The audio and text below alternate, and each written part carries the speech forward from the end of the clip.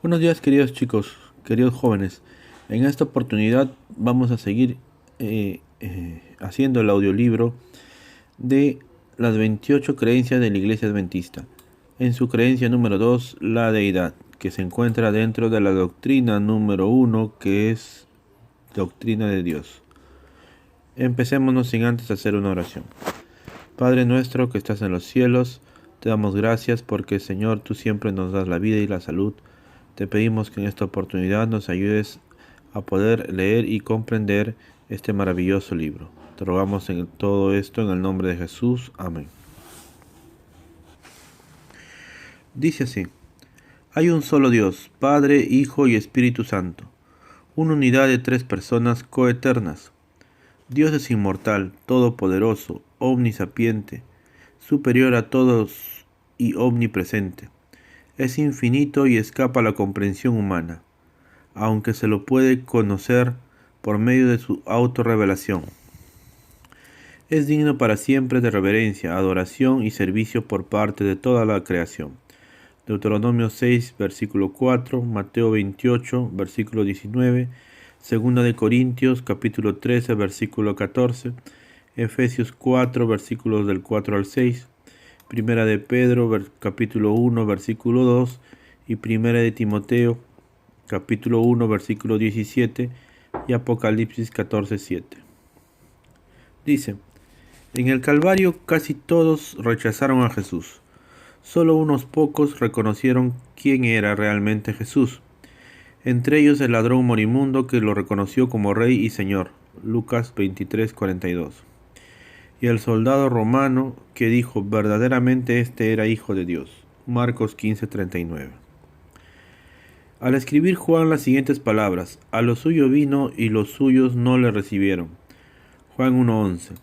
Se refería no solo a la multitud que se amontonaba al pie de la cruz, ni siquiera a Israel, sino a toda la generación que haya vivido. A excepción de un puñado de individuos, toda la humanidad, a semejanza de la bulliciosa multitud reunida en el Calvario, ha rehusado reconocer en Jesús a su Dios y Salvador. Este fracaso, el más trágico y profundo de la humanidad, demuestra que el conocimiento de Dios que poseen los seres humanos es radicalmente deficiente. El conocimiento de Dios. Las muchas teorías que procuran explicar a Dios y los numerosos argumentos en pro y en contra de su existencia muestran que la sabiduría humana no puede penetrar lo divino. Depender exclusivamente de la sabiduría humana con el fin de aprender acerca de Dios equivale a usar una lupa en el estudio de las constelaciones. Por eso para muchos la sabiduría de Dios es una sabiduría oculta. Primera de Corintios 2:7. Para ellos Dios es un misterio. Pablo escribió: la que ninguno de los príncipes de este siglo conoció, porque si lo hubiera conocido, nunca habrían crucificado al Señor de la gloria. Primera de Corintios 2:8. Uno de los mandamientos más básicos de las Escrituras es: amarás al Señor tu Dios con todo tu corazón, y con toda tu alma, y con toda tu mente. Mateo 22:37 y Deuteronomio 6:5. No podemos amar a alguien del cual no sabemos nada. Por otra parte, no podemos descubrir las cosas profundas de Dios buscándolas por nuestra propia cuenta. Job 11:7. ¿Cómo podemos entonces llegar a conocer y amar al Creador? Se puede conocer a Dios. Dios conoce el dilema que enfrentamos los seres humanos. Por eso en su amor y compasión ha llegado hasta nosotros por medio de la Biblia. En sus páginas se revela el cristianismo. No es el registro de la búsqueda que los hombres hacen de Dios. Es el producto de la revelación que Dios hace de sí mismo y de sus propósitos para con el hombre. Esta autorrevelación está designada para salvar el abismo que existe entre el mundo rebelde y nuestro amante Dios. La mayor manifestación del amor de Dios llegó hasta nosotros por medio de su suprema revelación, es decir, Jesucristo. Su Hijo, por medio de Jesús, podemos conocer al Padre. Como declara Juan, sabemos que el Hijo de Dios ha venido y nos ha dado entendimiento para conocer al que es verdadero. Primera de Juan 5:20. Además, Jesús declaró: Esta es la vida eterna, que te conozcan a ti, el único Dios verdadero, y a Jesucristo a quien has enviado. Juan 17:3. Estas son buenas noticias. Si bien es imposible conocer completamente a Dios, las Escrituras nos permiten obtener un conocimiento práctico del que basta para permitirnos entrar en una relación salvadora con Él. ¿Cómo conocer a Dios? A diferencia de otros procesos de investigación, el conocimiento de Dios tiene tanto que ver con el corazón como con el cerebro. Abarca todo el ser, no solo del intelecto.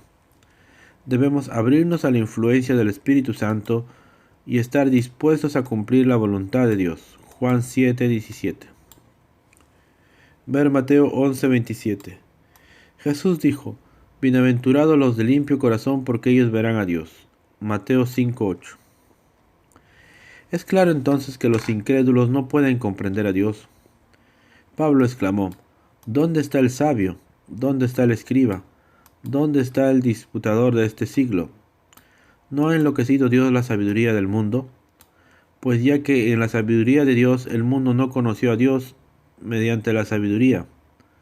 Agradó a Dios salvar a los creyentes por la locura de la predicación. 1 Corintios 1:20 al 21. La manera en que aprendemos a conocer a Dios por medio de la Biblia difiere de todos los otros métodos de adquirir conocimiento. No podemos colocarnos por encima de Dios y tratarlo como un objeto que debe ser analizado y cuantificado. En nuestra búsqueda del conocimiento debemos someternos a la autoridad de su autorrevelación. La Biblia, por cuanto la Biblia es su propio intérprete, debemos someternos a los principios y métodos que provee. Sin estos indicadores bíblicos no podemos conocer a Dios. ¿Por qué tanto de los contemporáneos de Jesús no lograron distinguir la revelación que Dios hizo de sí mismo en Jesús? Porque rehusaron someterse a la conducción del Espíritu Santo a través de las Escrituras. Interpretado de este modo en forma equivocada el mensaje de Dios, lo cual los llevó a crucificar a su Salvador. Su problema no era intelectual, fueron sus corazones endurecidos los que oscurecieron sus mentes, y el resultado fue una pérdida eterna. La existencia de Dios. Hay dos grandes fuentes de evidencias relativas a la existencia de Dios: el libro de la naturaleza y la Sagrada Escritura. Existencias de la creación. Todos pueden aprender de Dios a través de la naturaleza y de la experiencia humana. David escribió: Los cielos cuentan la gloria de Dios, y el firmamento anuncia la obra de sus manos. Salmos 19:1.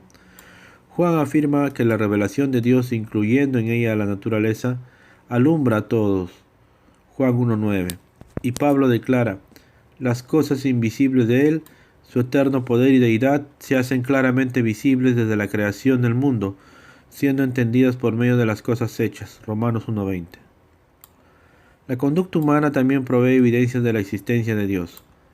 En el culto ateniense al Dios no conocido, Pablo vio evidencias de una creencia en Dios. Dijo el apóstol: Al que vosotros adoráis, pues sin conocerle, es a quien yo os anuncio. Hechos 17:23. Pablo también dice que la conducta de los no cristianos revela el testimonio de su conciencia y muestra que la ley de Dios ha sido escrita en sus corazones. Romanos 2:14 y 15. Esta intuición de que Dios existe se encuentra aún entre los que no tienen acceso a la Biblia. Esta revelación general de Dios ha llevado a la formulación de diversos argumentos clásicos en favor de la existencia de Dios. Evidencias de la Escritura. La Biblia no procura comprobar la existencia de Dios, simplemente la da por sentada. Su texto inicial declara: En el principio creó Dios los cielos y la tierra. Génesis 1:1. La Biblia describe a Dios como creador y sustentador y legislador de toda la creación. La revelación de Dios por medio de la creación es tan poderosa que no hay excusa para el ateísmo, el cual surge cuando se suprime la verdad divina o cuando una mente rehúsa reconocer la evidencia de que Dios existe. Salmos 14:1, Romanos 1:18 al 22 y al 28. Hay suficientes evidencias de la existencia de Dios para convencer a cualquiera que procure seriamente descubrir la verdad acerca de Él.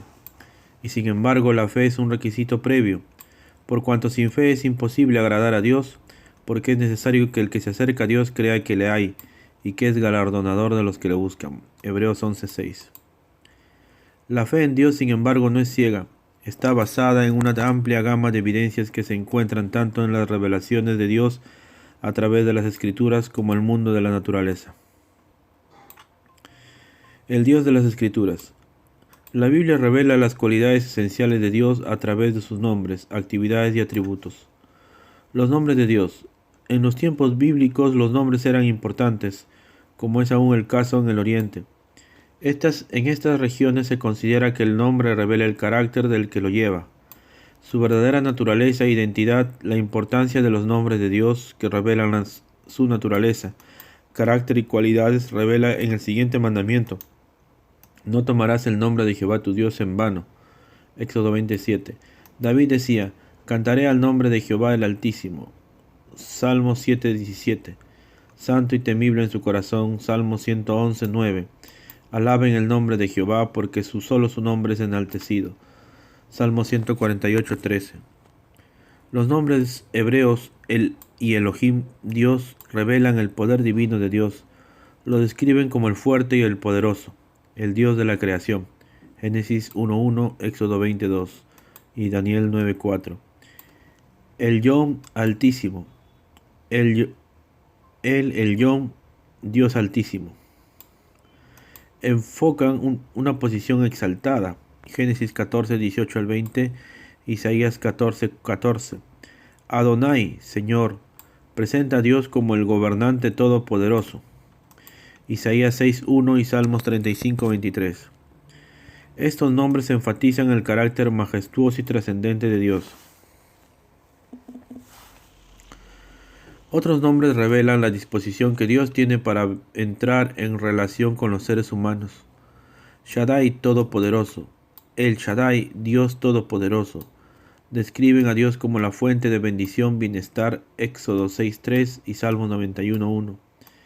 El nombre Yahweh, traducido por Jehová o Señor, hace énfasis en la finalidad y la gracia de Dios relativas al pacto. Éxodo 15:2, Oseas 12:5 y 6. En Éxodo 3:14, Yahweh se describe a sí mismo como yo soy el que soy, o yo seré lo que seré, indicando que así su relación inmutable con su pueblo. En otras ocasiones, Dios ha provisto una revelación aún más íntima de sí mismo, al presentarse como un padre. Deuteronomios 32:6, Isaías 63:6, Jeremías 3:19, Malaquías 2:10, y al llamar a Israel mi hijo, mi primogénito. Éxodo 4:22, ver Deuteronomios 32:19. A excepción del apelativo Padre, los nombres de Dios que aparecen en el Nuevo Testamento tienen significados equivalentes a los del Antiguo. En el Nuevo Testamento Jesús usó el término Padre para llevarnos a una relación estrecha y personal con Dios. Mateo 6:9, Mateo 14:36, Romanos 8:15, Gálatas 4:6. Las actividades de Dios. Los escritores bíblicos pasan más tiempo describiendo las actividades de Dios que la esencia de su ser. Lo presentan como creador.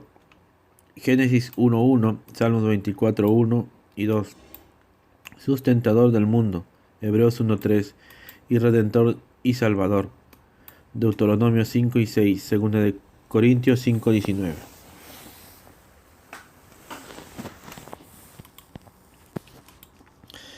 Que lleva sobre sí la responsabilidad del destino final de la humanidad. Hace planes, Isaías 46:11. Predicciones, Isaías 46:10 y promesas, Deuteronomios 15:6, 2 de Pedro 3:9. Perdona pecados, Éxodo 34:7, y en consecuencia merece nuestra adoración, Apocalipsis 14:6 y 7. Por encima de todo, las Escrituras revelan a Dios como gobernante, Rey de los siglos, inmortal, invisible, único y sabio Dios. 1 Timoteo 1:17. Sus acciones confirman que es un Dios personal. Los atributos de Dios. Los escritores sagrados proveen información adicional acerca de la esencia de Dios a través de sus testimonios relativos a los atributos divinos, tanto los que son comunicables como los incomunicables. Los atributos incomunicables de Dios comprenden aspectos de naturaleza divina que no se han revelado a seres creados. Dios tiene existencia propia. El Padre tiene vida en sí mismo. Juan 5:26. Es independiente tanto en su voluntad, Efesios 1:5, como en su poder, Salmo 115:3. Es omnisciente, conociendo todas las cosas, Job 37:16, Salmo 139 del 1 al 18, Salmo 147:5, Primera de Juan 3:20. Por cuanto en su calidad de Alfa y Omega, Apocalipsis 1:8, conoce el fin desde el principio, Isaías 46 del 9 al 11. Dios es omnipresente, Salmos 139, 7 al 12, Hebreos 4:13, por lo cual trasciende toda limitación del espacio. No obstante, se halla enteramente presente en cada parte del espacio. Es eterno, Salmos 92, Apocalipsis 1:8. Excede los límites del tiempo y sin embargo se halla plenamente presente en cada momento del tiempo. Dios es todopoderoso, omnipotente. El hecho de que para Él nada es imposible nos asegura de que puede cumplir cualquier cosa que se proponga. Daniel 4:17, Daniel 25:35, Mateo 19:26, Apocalipsis 19:6. Es inmutable o incambiable porque es perfecto. Dice, yo Jehová no cambio, Malaquías 3:6, Salmos 33:11, Santiago 1:17.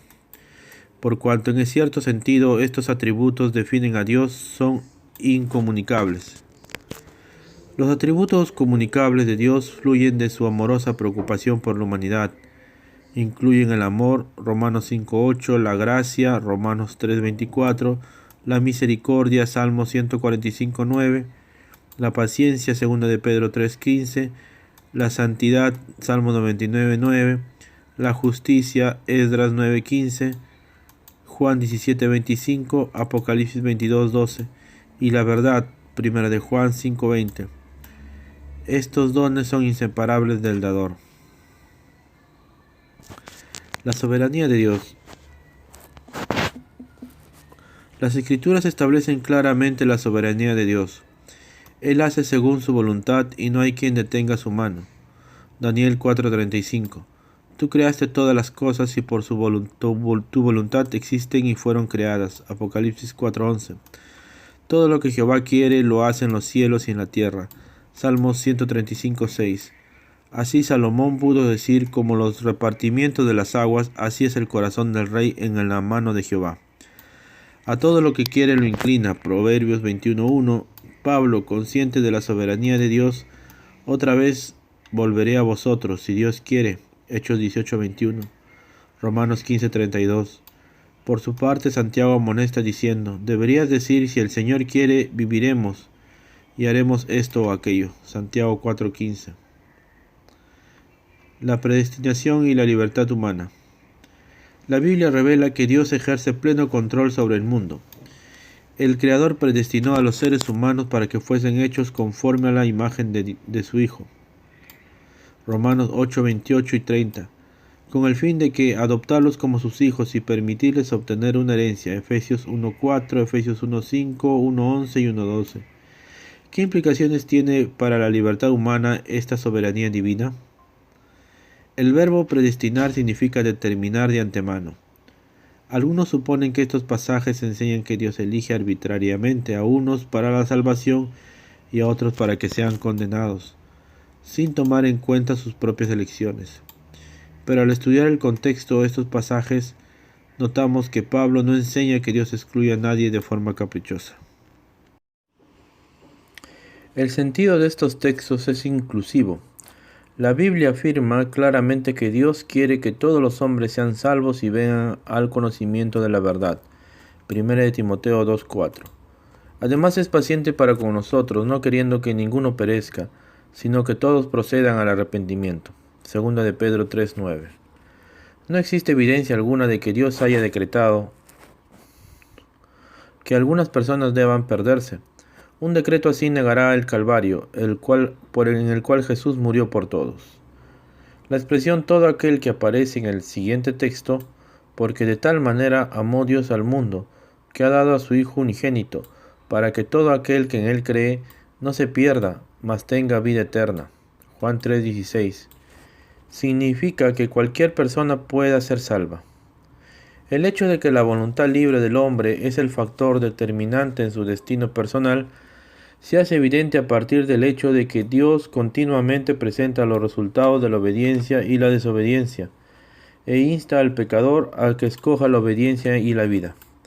Deuteronomios 30:19, Josué 24:15, Isaías 1:16 y 20, Apocalipsis 22:17, y del hecho de que es posible que el creyente, aunque haya sido una vez recipiente de la gracia, caiga y se pierda. 1 Corintios 9:27, Gálatas 5:4, Hebreos 6:4-6 y Hebreos 10:29. Dios puede prever cada elección individual que se hará, pero su conocimiento anticipado no determina cuál será esa elección. La predestinación bíblica consiste en el propósito efectivo de Dios, según el cual todos los que elijan creer en Cristo serán salvos. Juan 1:12, Efesios 1:4-10. Entonces, ¿qué significa la Escritura cuando dice que Dios amó a Jacob y aborreció a Esaú? Romanos 9:13. Y que endureció el corazón de Faraón, Romanos 9:17 y 18. Compárese el versículo 15 y 16 de Éxodo 9:16 y 4:21. El contexto de estos pasajes muestra que la preocupación de Pablo se concentra en el concepto de misión y no de salvación. La redención está disponible para todos, pero Dios elige ciertas personas para que cumplan tareas especiales. La salvación estaba igualmente disponible para Jacob, para Esaú, pero Dios eligió a Jacob y no a Esaú, para que estableciera el linaje del cual Dios haría llegar el mensaje de salvación a todo el mundo. El Creador ejerce soberanía en su estrategia misionera. Cuando la Escritura dice que Dios endureció el corazón de Faraón, simplemente le da crédito por hacer lo que él mismo permite, y no implica que lo ha ordenado así. La respuesta negativa al llamado de Dios, de hecho, ilustra el respeto que Dios tuvo por la libertad de elección de dicho gobernante. La presencia divina y la libertad humana. Algunos creen que Dios se relaciona con los individuos sin saber sus elecciones, hasta que las realizan, que Dios conoce ciertos acontecimientos futuros como el segundo advenimiento, el milenio y la restauración del mundo, pero no tiene idea de quién se salvará y quién se perderá. Los proponentes de esta posición suponen que la relación dinámica que existe entre Dios y la raza humana estaría amenazada si el Creador supiera todo lo que va a suceder desde la eternidad hasta la eternidad. Algunos sugieren que si Dios supiera el fin desde el principio podría llegar a sentir aburrimiento. Pero el hecho de que Dios sepa lo que los individuos harán no estorba su elección más de lo que el conocimiento que un historiador tiene de lo que la gente hizo en el pasado y estorba sus acciones. Tal como una cámara registra una escena sin cambiarla, la presencia divina contempla el futuro sin alterarlo. El conocimiento anticipado de que disfruta la deidad nunca viola la libertad del hombre. La dinámica de la deidad. ¿Existe solo un Dios? ¿Qué sucede con Cristo y con el Espíritu Santo? La unidad de Dios. En contraste con los paganos de las naciones circundantes, Israel creía que la existencia de un solo Dios, en Deuteronomios 4:35, Deuteronomio 6:4, Isaías 45:5, Zacarías 14:9. El Nuevo Testamento coloca el mismo énfasis en la unidad de Dios. Marcos 12:29-32, Juan 17:3, 1 Corintios 9:4-6, Efesios 4:4-6, 1 Timoteo 2:5. Este énfasis monoteísta no contradice el concepto cristiano del Dios triuno o Trinidad, Padre, Hijo y Espíritu Santo. Más bien afirma que no existe un panteón de diversas divinidades. La pluralidad dentro de la deidad. Si bien el Antiguo Testamento no enseña especialmente que Dios es triuno, no es menos cierto que se refiere a una pluralidad dentro de la deidad. En ciertas ocasiones Dios emplea plurales, tales como hagamos al hombre a nuestra imagen.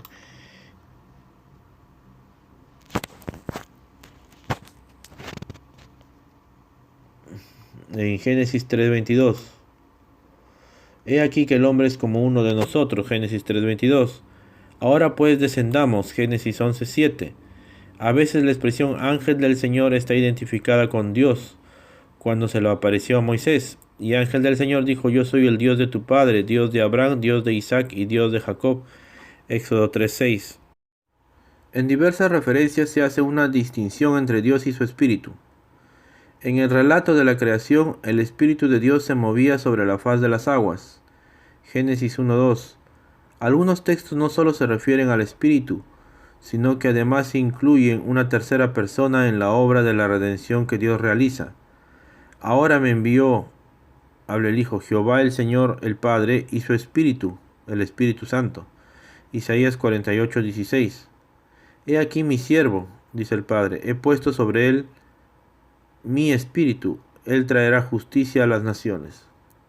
La relación que existe entre las personas de la deidad, la primera venida de Cristo provee para nosotros una visión mucho más clara del Dios triuno. El Evangelio de Juan revela que la deidad consiste en el Dios el Padre, capítulo 3, Dios el Hijo y Dios el Espíritu Santo, capítulo 5. Una unidad de tres personas coeternas vinculadas por una relación misteriosa y especialísima. 1. Una relación de amor. Cuando Cristo exclamó: Dios mío, ¿por qué me has desamparado? Marcos 15:34.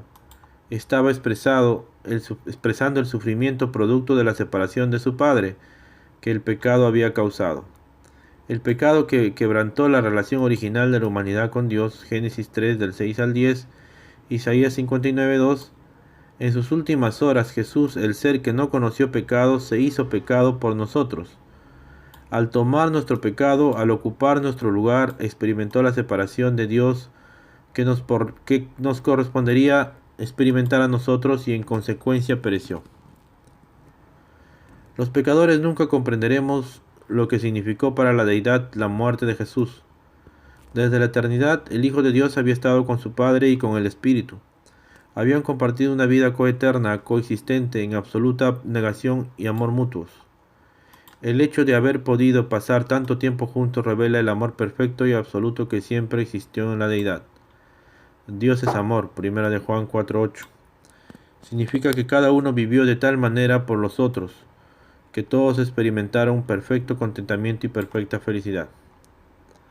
1 de Corintios 13 se define el amor. Alguno podría preguntarse cómo se aplicarían dentro de la deidad las cualidades de longanimidad o paciencia, en vista de que entre sus miembros siempre existió una perfecta relación de amor. La paciencia se necesitó primero al tratar con los ángeles rebeldes y más tarde con los seres desobedientes. No hay distancia entre las personas del Dios triuno. Todas son divinas y sin embargo comparten sus cualidades y poderes divinos. En las organizaciones humanas la autoridad final descansa sobre una persona, un presidente, rey, primer ministro. En la deidad, la autoridad final reside entre sus tres miembros. Si bien es cierto que la deidad no es una persona, Dios es un propósito, mente y carácter.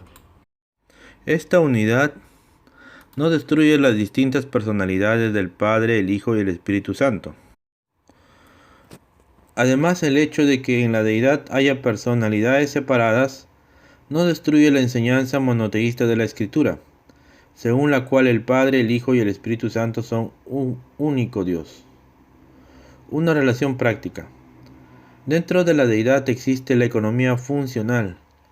Dios no duplica innecesariamente su obra. El orden es la primera ley del cielo y se manifiesta en formas ordenadas de actuar. Este orden surge de la unión que existe entre los componentes de la deidad y sirve para preservar dicha unión. El Padre parece actuar como fuente, el Hijo como mediador y el Espíritu Santo como actualizador o aplicador. La encarnación provee una hermosa demostración de la relación que existe en la obra de las tres personas de la deidad. El Padre dio a su Hijo, Cristo se entregó a sí mismo, y el Espíritu produjo la concepción de Jesús, Juan 3:16, Mateo 1:18 y 20. El testimonio que el ángel pronunció ante María indica con claridad las actividades de las tres personas en el misterio de Dios hecho hombre. El Espíritu Santo vendrá sobre ti y el poder del Altísimo te cubrirá con su sombra, por lo cual también el santo ser que nacerá será llamado Hijo de Dios. Lucas 1:35. Todos los miembros de la deidad estaban presentes en el bautismo de Cristo, el Padre expresando palabras de ánimo y aprobación en Mateo 3:17, Cristo entregándose a sí mismo para ser bautizado como nuestro ejemplo, Mateo 3:13 al 15, y el Espíritu Santo entregándose a Jesús para impartirle poder, Lucas 3:21. Hacia el fin de su vida terrenal, Jesús prometió enviar al Espíritu Santo en calidad de consejero o ayudador, Juan 14:16. Horas más tarde, cuando colgaba en la cruz, Jesús clamó a su Padre: Dios mío, ¿por qué me has abandonado? Mateo 27:46. En esos momentos supremos de la historia de la salvación, el Padre, el Hijo y el Espíritu Santo estuvieron presentes en la escena. Hoy el Padre y el Hijo acercan a nosotros a través del Espíritu Santo. Jesús dijo: cuando venga el Consolador, a quien yo os enviaré del Padre, el Espíritu de verdad, el cual procede del Padre, Él dará testimonio acerca de mí. Juan 15:26. El Padre y el Hijo envían al Espíritu para revelar a Cristo ante cada persona. El gran propósito de la Trinidad es llevar a todo corazón el conocimiento de Cristo y la presencia de Dios. Juan 17:3. Y hacer que la presencia de Jesús sea una realidad. Mateo 28:20. Ver Hebreos 3:5. Pedro declara que los creyentes que han sido elegidos para salvación, según la presencia de Dios, Padre en santificación del Espíritu para obedecer y rociados con la sangre de Jesucristo, 1 de Pedro 1:2. La bendición apostólica incluye a las tres personas de la deidad: la gracia del Señor Jesucristo, el amor de Cristo, el amor de Dios y la comunión del Espíritu Santo sean con todos vosotros. 2 de Corintios 13:14. Cristo encabeza la lista. El punto de contacto entre Dios y la humanidad fue y es siempre a través de Jesucristo, el Dios que se hizo hombre. Si bien los tres miembros de la Trinidad obran unidos para salvarnos, Jesús vivió como hombre, murió como hombre y se convirtió en nuestro Salvador. Juan 6:47, Mateo 1:21, Hechos 4:12. Pero por cuanto Dios estaba en Cristo reconciliando consigo al mundo, 2 de Corintios 5:19, Dios también puede ser designado como nuestro Salvador, Tito 3:4, por cuanto nos salvó por medio de Cristo el Salvador, Efesios 5:23, Filemón 3:20, Tito 3:6. En la economía de funciones, los diferentes miembros de la deidad cumplen distintas tareas en la salvación del hombre. La obra del Espíritu Santo no le añade nada a la calidad del sacrificio que Jesucristo hizo en la cruz. Por medio del Espíritu Santo, la expiación objetiva realizada en la cruz se aplica subjetivamente en la medida en que el Cristo de la expiación es aceptado en el corazón. De este modo, Pablo habla de Cristo en vosotros y la esperanza de gloria. Colosenses 1:27. Enfoque de la salvación. La iglesia primitiva bautizaba a los creyentes en el nombre del Padre, del Hijo y del Espíritu Santo. Mateo 28:19. Pero por cuanto el amor de Dios y su propósito fueron revelados por medio de Jesucristo, la Biblia lo enfoca a Él. Cristo es la esperanza a la que apuntan los sacrificios y festivales del Antiguo Testamento. Él es quien ocupa el lugar central de los evangelios.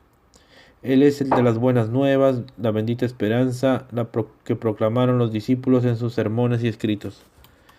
El Antiguo Testamento apunta hacia su venida futura, el Nuevo Testamento testifica de su primer advenimiento y mira con esperanza hacia su retorno.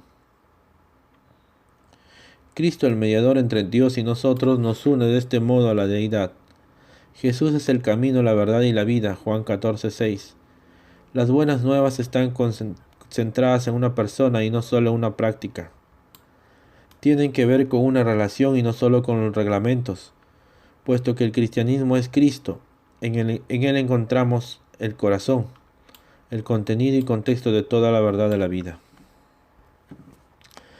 Al mirar a la cruz contemplamos el corazón de Dios, sobre este instrumento de tortura, derramó su amor para nosotros.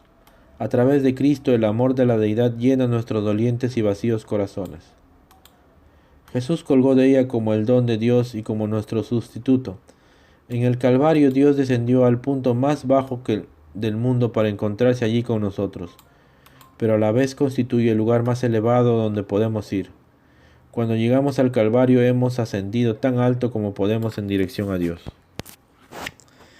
En la cruz la Trinidad hizo una revelación completa de abnegación. Allí encontramos nuestra más completa revelación de Dios. Cristo se hizo hombre para morir por la raza humana. Valoró más la abnegación que su derecho a la vida. Allí Cristo se convirtió en nuestra sabiduría, justificación, santificación y redención. 1 Corintios 1:30.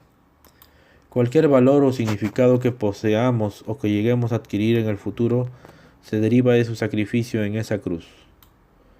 El único Dios verdadero es el Dios de la cruz. Cristo reveló ante el universo el infinito amor y poder salvador de la deidad.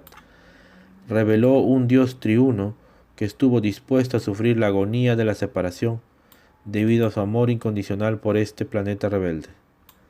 Desde esa cruz Dios proclama su amorosa invitación a nosotros. Reconciliaos y la paz de Dios, que sobrepasa todo entendimiento, guardará vuestros corazones y vuestros pensamientos en Cristo Jesús. Filemón 4:7. Bueno, este ha sido el audiolibro de la segunda creencia que habla sobre la deidad de la doctrina de Dios. Muy bien, nos despedimos hasta la próxima lectura.